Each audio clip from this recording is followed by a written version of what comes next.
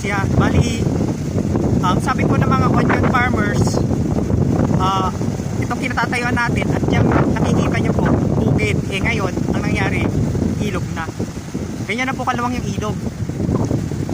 Nilamon na po ng tubig yung kanilang bukirin. Kasi nung last na punta ko po dito, hindi naman ganun kaluwang. Ngayon, sobrang luwang naman na po.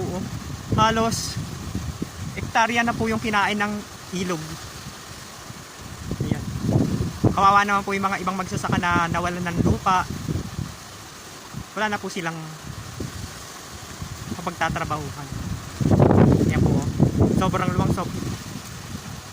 sobrang lalim. Delikado po dumaan dito, lalo kahit nasabihin nila gagamit sila ng drum or yung galot. Hindi po safe kasi maalon. Tingnan nyo po, yung puno inaalon. Yan, ganyan kalakas yung agos.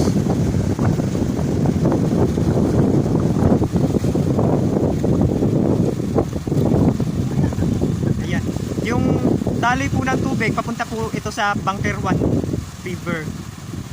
Yan. Yan ang nangyari sa tumana namin. Ay bali, tumana po yung tawag dito. Oo. Ayan po si Kuya, isang onion farmers din dito sa Bungabon. Di ba po, hindi naman ganyan kaluwag dati yung ilog? Oo. Ayan na. Ang ilog lang dito.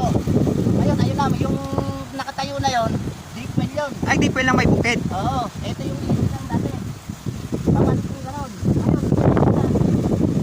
Yung ilog na dating 40 metros.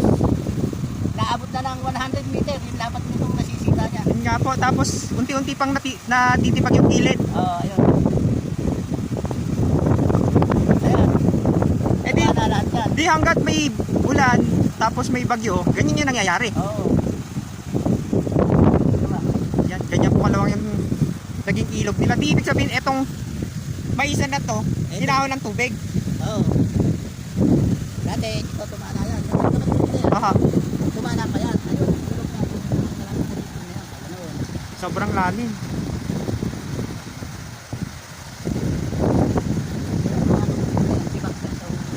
Ay, bali, inaanod lang ho. Oh, ayun na, di ba? Nakita mo Opo, yun, siya, inaanod kanina. Inaanod kanina. Sobrang lawak ng tubig. Naabutan tayo ng ulan.